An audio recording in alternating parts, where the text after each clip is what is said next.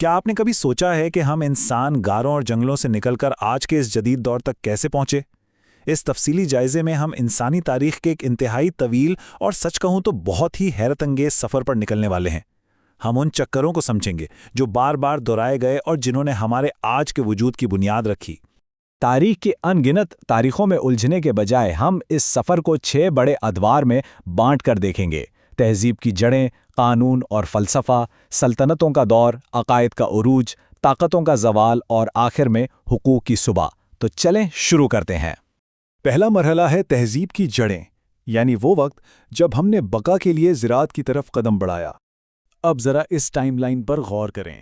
3 ارب سال پہلے تیرتے ہوئے ایٹموں سے لے کر 60 لاکھ سال پہلے تک جب ابتدائی انسانوں کا ظہور ہوا، لیکن پھر 4000 قبل مسیح میں میسوپوٹیمیا کے شہر ارک میں اچانک ایک زبردست تبدیلی آتی ہے۔ انسانوں نے گندم اور جو جیسی فصلیں اگانا سیکھ لیا تھا۔ ذرا سوچیں، لاکھوں سالوں کا شکار کرنے اور جنگلوں سے خوراک جمع کرنے کا طریقہ چھوڑ کر ہم نے بقا کا ایک بالکل نیا راستہ چن لیا۔ یہ تہذیب کی گاڑی کے لیے ایک بہت بڑا ایکسیلریٹر تھا۔ لیکن ٹھہریں، اس ترقی کی ایک قیمت بھی تھی۔ ایک طرف تو خوراک کے مستقل ذریعے نے شہروں کو آباد کیا، آبادی 50,000 تک پہنچ گئی، جو اس وقت کے لحاظ سے بہت بڑا نمبر تھا۔ مگر دوسری طرف کھیتوں کی سخت مشقت کی وجہ سے انسان کا اوسط قد 5 فٹ 9 انچ سے سکڑ کا 5 فٹ 3 انچ رہ گیا۔ مطلب شہر تو بڑے ہو گئے، لیکن کسان جسمانی طور پر چھوٹے ہو گئے۔ آگے بڑھتے ہیں دوسرے دور کی طرف۔ قانون، نظم اور فلسفہ، یعنی معاشرے میں استحکام کیسے لایا جائے۔ اب ظاہر ہے جب 10,000 لوگ اچانک ایک ہی جگہ اکٹھے رہنے لگیں گے تو کچھ نہ کچھ گڑبڑ تو ہوگی نا۔ افراتفری سے بچنے کے لیے ابتدائی تہذیبوں کو سخت اصولوں کی ضرورت تھی، اور یہیں بادشاہ حمورابی کے وہ 282 سخت قانون سامنے آتے ہیں۔ یہ کوئی عام قانون نہیں تھے، ان میں باقاعدہ یہ طے کیا گیا تھا کہ امراء، عام شہریوں اور غلاموں کی ہڈیوں اور آنکھوں کی قیمت الگ الگ ہوگی۔ برابری کا تو کوئی تصور ہی نہیں تھا، بس کسی طرح معاشرے کو کنٹرول کرنا مقصود تھا۔ پھر قدیم ایتھنز کا وقت آتا ہے۔ وہاں کی جمہوریت خاصی افراتفری کا شکار تھی۔ اس ہنگامے کو دیکھ کر مشہور فلسفی افلاطون نے ایک بہت ہی چپتا ہوا سوال پوچھا کہ آخر جمہوریت میں عام شہریوں کو برابری کی سطح پر سیاسی طاقت کیوں دی جائے؟ تو افلاطون کا حل کیا تھا؟ اس کا ماننا تھا کہ حکومت کا حق صرف ایک فلسفی بادشاہ کو ہونا چاہیے، یعنی ایک ایسا دانشور جو خود ہی پورے معاشرے کے لیے انصاف کا فیصلہ کرے۔ سادہ الفاظ میں اسے ایک دانشورانہ آمریت کہہ لیں۔ اور سچ تو یہ ہے کہ آنے والے بے شمار لیڈروں نے اپنی مکمل اور بے لگام طاقت کو جائز ثابت کرنے کے لیے افلاطون کے اسی تصور کا خوب استعمال کیا۔ اور اسی بے لگام طاقت سے جنم لیتا ہے ہمارا تیسرا دور، سلطنتوں کا دور، جہاں فاتحین کا طوطی بولتا تھا۔ دنیا کے کسی بھی کونے میں چلے جائیں، مصر سے لے کر چین اور اسپارٹا تک، ان سب سلطنتوں میں ایک بات بالکل ایک جیسی تھی، اور وہ تھا ان کا سماجی احرام۔ سب سے اوپر ایک چھوٹی سی طاقتور اور امیر کلاس ہوتی تھی جو یہ مانتی تھی کہ ان کے پاس حکمرانی کا آسمانی حق ہے، جبکہ نیچے موجود عوام کی بھاری اکثریت کھیتوں میں مشقت کرتی یا ان کی جنگیں لڑتی۔ یہ نظام بالکل واضح اور بے رحم تھا۔ اس بے پناہ طاقت کی اگر کوئی کلاسک مثال ہے تو وہ سکندر اعظم ہے۔ ذرا تصور کریں، صرف 32 سال کی عمر تک اس نے یونان سے لے کر ہندوستان تک اپنا لوہا منوا لیا تھا۔ وہ ایک طرف تو تھیبس جیسے پورے کے پورے شہروں کو خاک میں ملا رہا تھا، اور دوسری طرف اپنے استاد ارسطو کے فلسفے اور سائنسی طریقوں کو دنیا بھر میں پھیلا رہا تھا۔ یہ طاقت کا ایک عجیب سا امتزاج تھا۔ اب چلتے ہیں چوتھے دور کی طرف، عقائد کا عروج، جب انسان دنیاوی مصائب سے تھک کر روحانی معنی تلاش کرنے لگا۔ مسلسل جنگوں اور ظالمانہ نظام کے بیچ انسان کے اندر ایک خالی پن پیدا ہو گیا تھا۔ سدھارتھ گوتم کی کہانی ہمیں یہی بتاتی ہے۔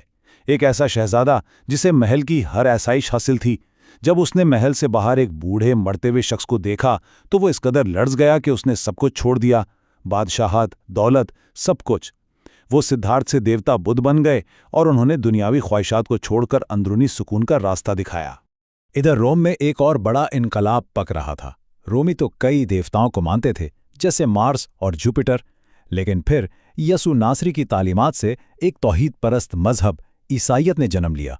شروع میں رومی حکومت نے انہیں بہت دبایا، ان پر ظلم کیے، کیونکہ یہ ان کے پرانے نظام کے لیے بہت بڑا خطرہ تھا، لیکن آخرکار اسی نئے عقیدے نے پوری سلطنت پر غلبہ پا لیا۔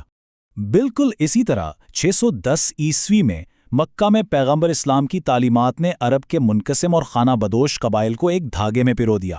اس اتحاد سے ایک اتنی طاقتور اسلامی سلطنت ابھری جس نے حیران کن رفتار سے ترقی کی۔ صرف 100 سال سے بھی کم عرصے میں یہ سلطنت لزبن سے لے کے چین تک اس وقت کی معلوم دنیا کے ایک بہت بڑے حصے پر پھیل چکی تھی۔ لیکن جیسا کہ ہم جانتے ہیں، کوئی بھی طاقت ہمیشہ نہیں رہتی۔ یہیں سے شروع ہوتا ہے 5واں حصہ، زوال کے چکر، بڑی طاقتوں کا گرنا۔ تاریخ کا یہ سبق بہت واضح ہے کہ طاقت کتنی ہی عظیم کیوں نہ ہو، اسے زوال کا سامنا کرنا ہی پڑتا ہے، چاہے وہ 476 میں مغربی روم کا جرمنوں کے ہاتھوں گرنا ہو، یا 1453 میں عثمانی توپوں کا بائزنطینی سلطنت کو ختم کرنا، یا پھر 1644 میں کرپشن کی وجہ سے چین کے منگ خاندان کا زوال۔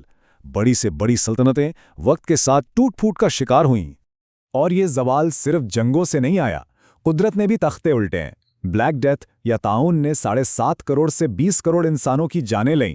یہ ایک ہولناک سانحہ تھا، لیکن کمال کی بات یہ ہے کہ اس کا ایک غیر ارادی نتیجہ بھی نکلا۔ جب کام کرنے والے لوگ کم رہ گئے تو کسانوں کو یہ طاقت مل گئی کہ وہ اپنے جاگیرداروں سے بہتر حقوق اور اجرت کی ڈیمانڈ کر سکیں۔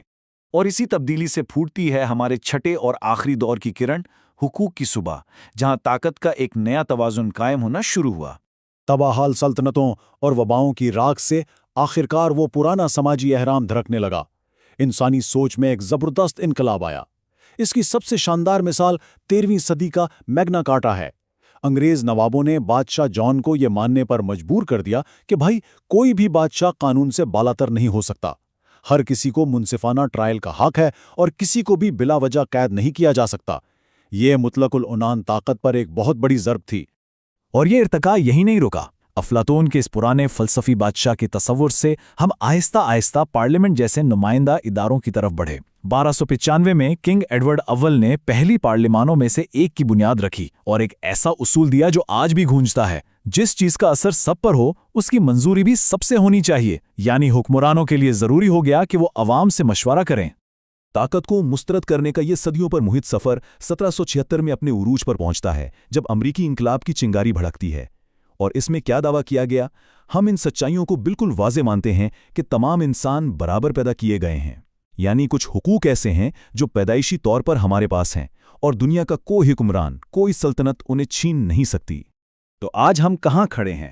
ہزاروں سال کی انسانی تاریخ کا مطالعہ کرنے کے بعد ہم دیکھتے ہیں کہ ہم طاقتور حکمرانوں کے مسلط کردہ نظم اور پھر انفرادی آزادی کی جدوجہد کے درمیان ایک پینڈلم کی طرح جھولتے رہے ہیں۔ اگر تاریخ واقعی اسی طرح بار بار خود کو دہراتی ہے تو یہ ایک بہت بڑا سوال ہے جو ہمیں خود سے پوچھنا چاہیے۔ آخر آگے انسانیت کا انتظار کون سا نیا انقلاب کر رہا ہے؟ ہماری اس کہانی کا اگلا باب کیا ہوگا؟ امید ہے اس جائزے نے آپ کو تاریخ کو دیکھنے کا ایک نیا زاویہ دیا ہوگا۔ سوچتے رہیے گا۔